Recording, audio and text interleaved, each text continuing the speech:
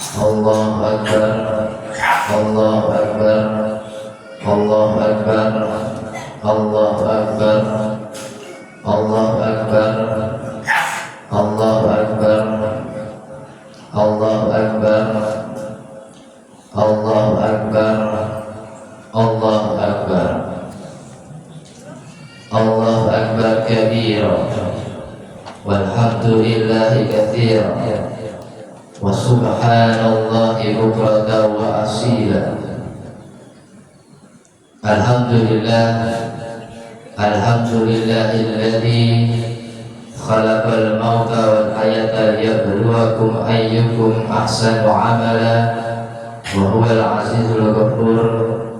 Asyhadu an la ilaha illallah wa asyhadu anna Muhammadan abduhu wa rasuluh. Allahumma salli wa sallim wa barik ala sayyidina wa habibina wa syafi'ina wa maulana Muhammadin wa ala alihi wa ashabihi wa man tabi'ahum bi ihsan ila yaumiddin. Amma ba'd. Qala Allah Ta'ala fil Qur'anil Karim, a'udzu billahi minasy syaithanir rajim. Bismillahirrahmanirrahim. Ya ayyuhalladzina amanu taqullaha haqqa tuqatih wa la tamutunna illa wa antum muslimun. Hadirin sidang salat Idul Adha yang dirahmati Allah Subhanahu wa taala. Marilah kita senantiasa meningkatkan ketakwaan kita kepada Allah Subhanahu wa ta'ala. Takwa dalam arti yang sebenar-benarnya takwa, dengan mengerjakan segala perintah-perintah Allah dan meninggalkan segala larangan-larangan Allah Subhanahu wa ta'ala.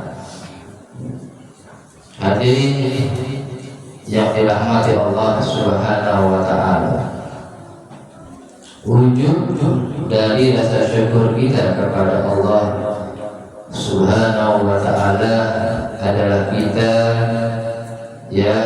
menjadi hamba-hamba Allah yang bertakwa, yang senantiasa mengerjakan segala perintah-perintah Allah dan meninggalkan segala larangan-larangan Allah Subhanahu wa ta'ala. Dalam kita mengerjakan segala perintah-perintah Allah, kita harus disertai dengan iman yang baik, yaitu dengan bersaksi bahwasanya tidak ada Tuhan yang berhak disembah dan diibadahi kecuali hanya Allah Subhanahu wa ta'ala. Dan kita harus selalu merasa diawasi oleh Allah Subhanahu wa ta'ala, sehingga kita tidak akan berani untuk mengerjakan segala larangan-larangan yang Allah larang. Dan juga kita meyakini kalau kita mengerjakan larangan Allah, bahwa nanti akan ada yang namanya musibah atau bala yang akan Allah berikan.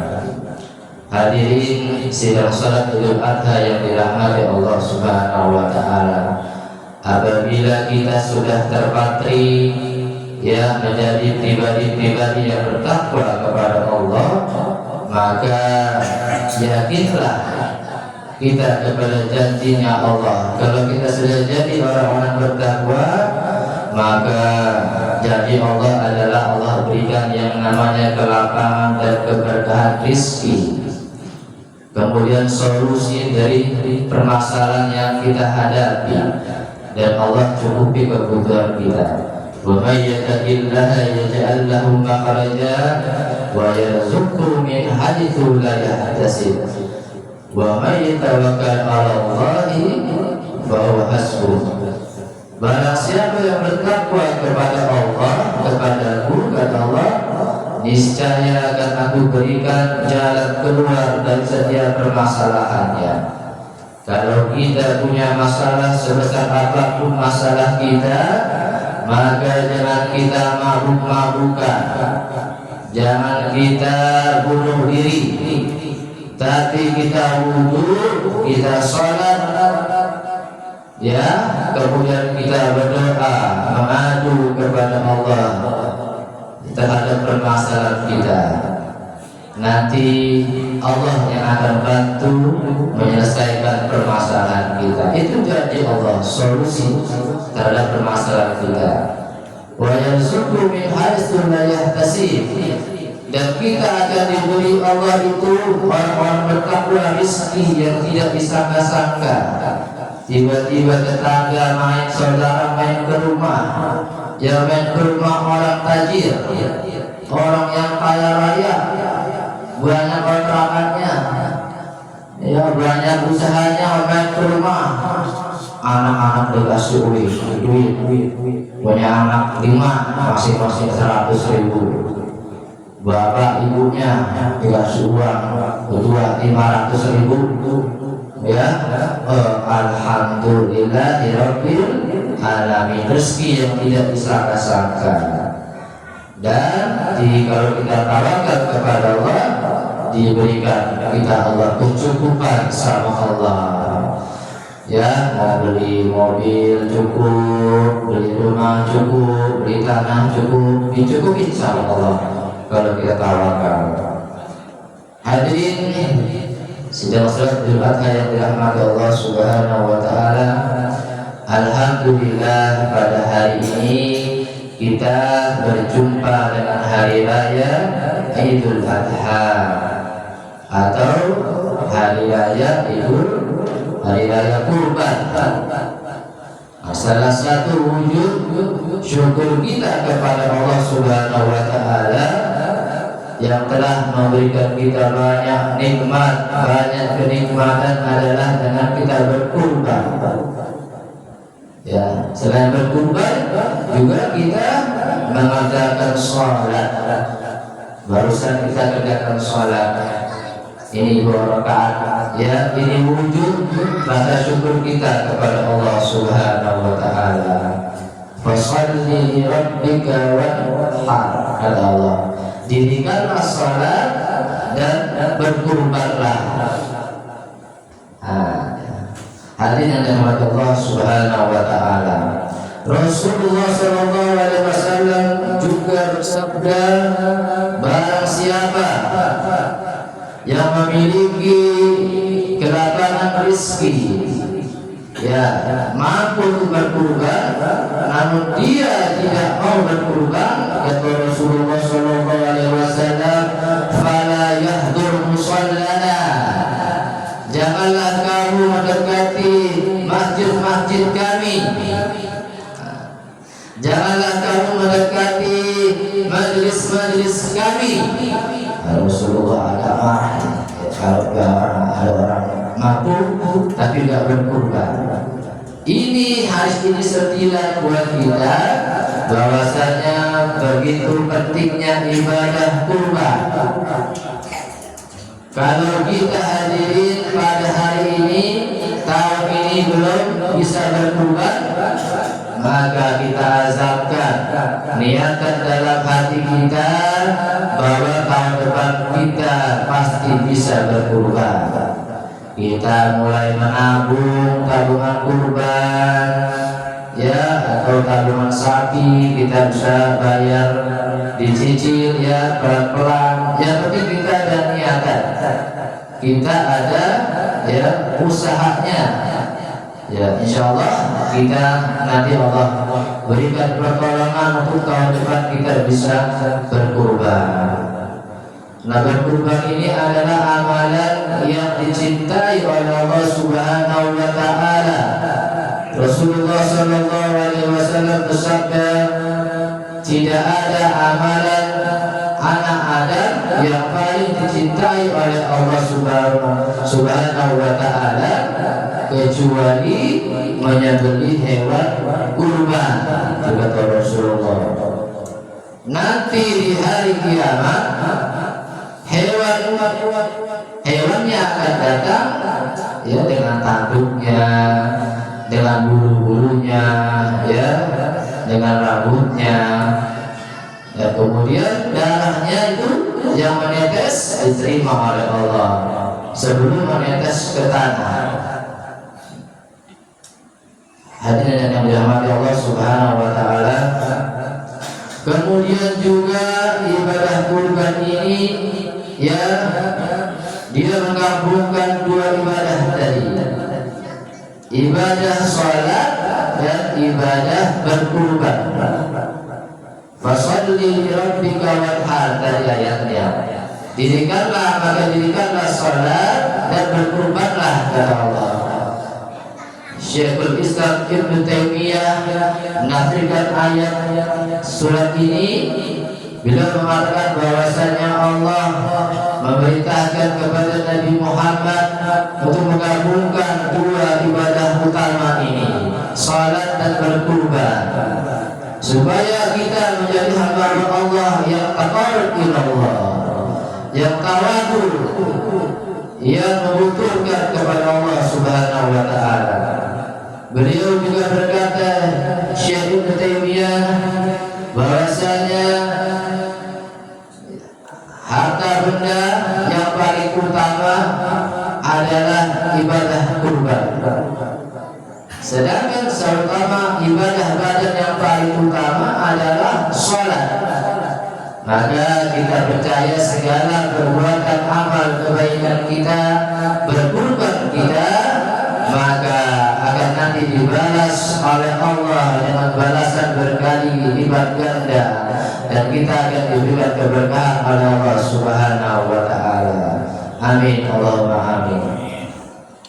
Hadirin yang dirahmati Allah Subhanahu wa taala. Bagaimana hukum berkurban dalam Islam? Hukum berkurban adalah sunnah muakkad, sunnah yang sangat dikuatkan, sunnah yang sangat dianjurkan dalam Islam. Bahkan Rasulullah Shallallahu Alaihi Wasallam sejak syariat kurban itu ada, Rasulullah tidak pernah meninggalkan yang namanya ibadah kurban. Selalu setiap tahun Rasulullah berkurban. Itulah sunnah Rasulullah Shallallahu Alaihi Wasallam. Hadirin sidang salat Idul Adha yang dirahmati Allah Subhanahu wa taala. Lantas apakah keutamaan kita berkurban? Keutamaan fadilah kita berkurban adalah yang pertama, kita taqarrub ila Allah. Kita mendekatkan diri kita kepada Allah Subhanahu wa taala, agar kita menjadi pribadi-pribadi yang bertakwa kepada Allah Subhanahu wa taala. Semakin dekat hubungan kita dengan Allah Subhanahu wa taala, menjadi pribadi takwa, itu maqam yang sangat tinggi orang bertakwa. Inna akramakum indallahi atqakum, kata Allah. Sesungguhnya orang-orang yang paling mulia di antara kalian adalah orang-orang yang muttaqi, orang-orang yang bertakwa kepada Allah Subhanahu wa taala. Kemudian fadilah berkurban yang kedua, bahwasanya hewan-hewan yang kita kurbankan nanti di hari akhirat itu akan menjadi saksi dia, ya, saksi kepada orang-orang yang berkurban. Dan di hari akhirat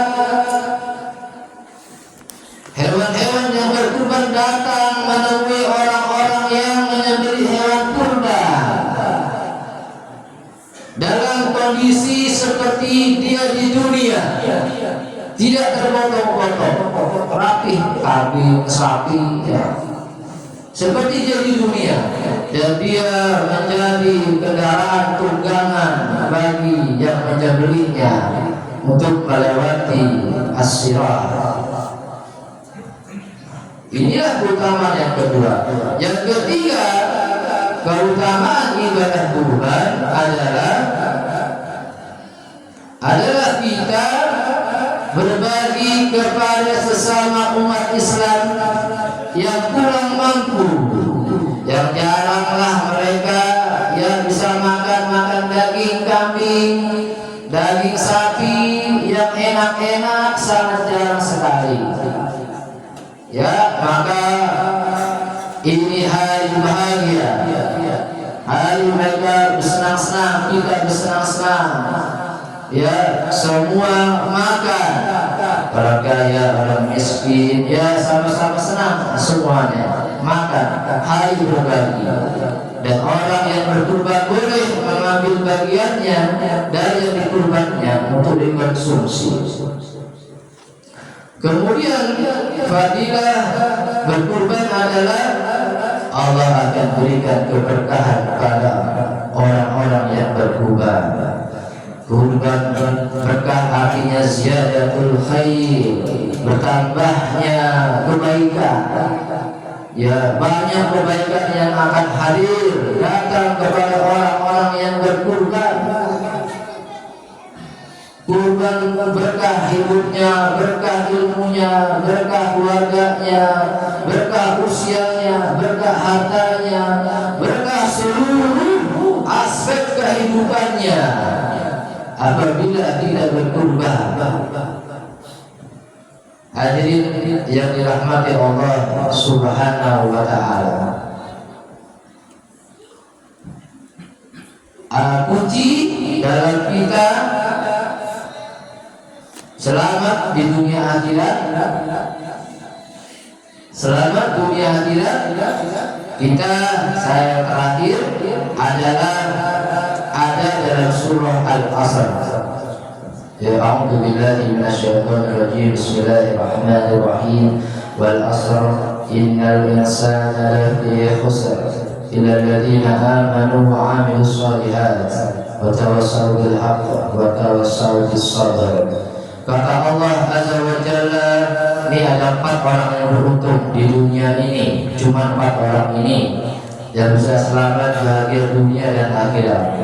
Wal 'asr, demi masa, innal insana lafi khusr, sesungguhnya manusia itu senantiasa berada dalam keadaan yang merugi, selalu merugi manusia. Ya, kata Allah, illal ladzina amanu, kecuali orang-orang yang beriman. Kita di sini orang-orang beriman, hamba-Nya Allah. Beriman, iman kepada Allah apa? Iman kepada Allah, malaikat, kitab, rasul, hari kiamat, qadar dan qadar. Iman juga kepada yang gaib, surga, neraka, pahala, dosa, malaikat, alam kubur, alam barzah. Iman artinya percaya, yakin. Kita yakin ada surga, ada neraka, ada pahala, ada dosa. Maka dengan imannya yang mantap itu, dia di dunia beribadah kepada Allah Subhanahu wa taala. Banyak beribadah, banyak berbuat kebaikan. Fastabiqul khairat, berlomba-lomba dalam kebaikan. Ini orang yang beruntung yang pertama, kata Allah. Illal ladzina amanu wa 'amilus shalihat.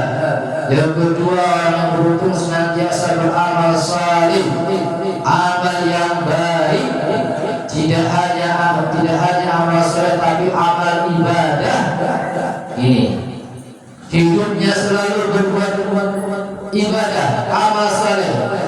Setelah saya dalam ceramah selalu saya katakan kunci surga itu gampang, simpel, cuma 2. Jaga hablum minallah wa hablum minan nas. Tidak akan pernah bisa masuk surga orang-orang yang ahli tahajud, ya, ahli salat berjamaah, tetapi sudah sakit hati istrinya, anak-anaknya, tetangganya, temannya di kantor, mungkin bosnya, orang tuanya, mertuanya, sering sakit hati, tak akan bisa dia masuk surga. Sebaliknya, kalau ada orang yang ahli minasnya bagus, baik, gak pernah sakiti hati manusia, tapi di dunia dia tidak pernah salat yang 5 waktu, tidak pernah salat tahajud, tidak pernah baca Quran, tidak pernah hadir ke majelis ilmu, maka pun sama hadirin, dia tidak akan bisa masuk surga. Maka jagalah hablum minallah wa hablum minas dengan baik mengikuti surga. Yang ketiga yang beruntung adalah wa tawassaw bil haqq. Senantiasa kita saling menasihati dalam kebaikan, dalam kebenaran. Sifatnya manusia al-insan mahalul khalaq wa isyan, kata Rasulullah. Manusia itu tempatnya salah, manusia tempatnya lupa. Itu manusia salah lupa, salah lupa. Ya, maka tugas teman-temannya ini, ya, entah teman di kantor, teman di masjid, teman di mana, rumah, anggota keluarga, saling bertawar wa tawassaw bil haqq, saling menasihati dalam kebaikan, kebenaran, saling nasihat, mengingatkan, menyadarkan. Yang terakhir adalah wa tawassaw bis sabr, saling menasihati di dalam kesabaran. Ini sabar berat, Bapak Ibu, berat sabar. Ya, sabar kata Imam Al-Ghazali terbagi tiga. Sabar dalam kita beribadah kepada Allah, dari kita balik sampai kita wafat. Sabar ibadah terus. Ya, ibadah terus. Sabar yang kedua, sabar dalam kita meninggalkan kemaksiatan, dosa. Jangan judi, jangan narkoba, jangan mabuk-mabukan, ya, jangan selingkuh juga. Pokoknya segala dosa kita tinggalkan, jadi orang yang takwa. Yang ketiga, sabar dalam kita menerima setiap ujian, musibah yang Allah berikan. Innallaha ma'as sabirin, sesungguhnya Allah bersama orang-orang yang sabar. Innama yuwaffas sabiruna ajrahum bighairi hisab. Sesungguhnya hanya orang-orang yang bersabar sajalah yang akan diberikan Allah pahala unlimited, tanpa batas, tidak ada batasnya. Kalau kita jadi orang sabar, dikasih Allah nggak ada batasnya. Saking banyak pahala sabar itu. Semoga bermanfaat. Barakallahu li wa lakum fil Qur'anil karim. Wa nafa'ani wa iyyakum bima fihi minal ayatil hakim. Aqulu qawli hadza fastaghfiruhu innahu huwal ghafurur rahim.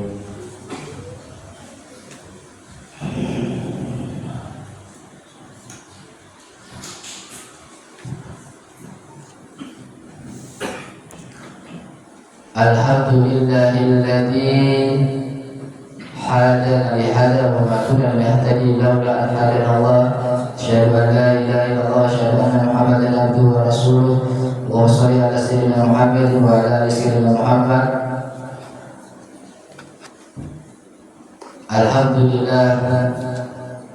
Allahumma shalli ala sayyidina Muhammad wa ala ali sayyidina Muhammad kama shallaita ala sayyidina Ibrahim wa ala ali sayyidina Ibrahim wa barik ala sayyidina Muhammad wa ala ali sayyidina Muhammad kama barakta ala sayyidina Ibrahim wa ala ali sayyidina Ibrahim fil alamin innaka Hamidum Majid.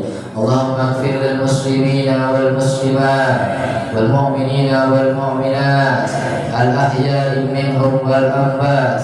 Allahumma dfa' 'anna al bala wal waba wal fahsya'a wal munkar wasyuyuf al mukhtalifat wasyada'id wal mihan ma dhahara minha wa ma batan min baladina hadha Indonesia khassah min muslimina 'amma innaka ala kulli syai'in qadir. Rabbana atina fid dunya hasanah wa fil akhirati hasanah wa qina adzabannar. Ibadallah, innallaha ya'muru bil adli wal ihsan wa ita'i dzil qurba wa yanha 'anil fahsya'i wal munkar